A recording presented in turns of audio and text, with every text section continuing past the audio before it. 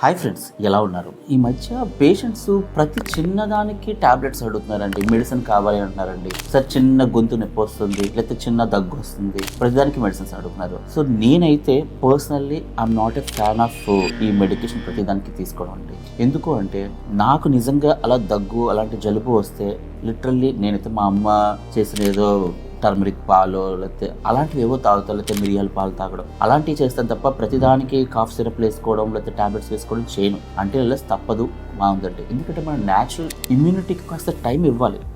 అది కాస్త గ్రో అవ్వడానికి ఊరికే యాంటీబయాటిక్స్ వాడేయడం, ప్రతి దానికి ఫాస్ట్ రిలీఫ్ కావాలని ఇవన్నీ చేయకూడదు. సో పేషెంట్స్ ఈ మధ్య ఎక్కువ అడుగుతున్నారండి ఇలాగా. నాకైతే పర్సనల్లీ అంత ఇష్టం లేదు. మీరేమనుకుంటారో కమెంట్ బాక్స్లో చెప్పండి. Okay, bye.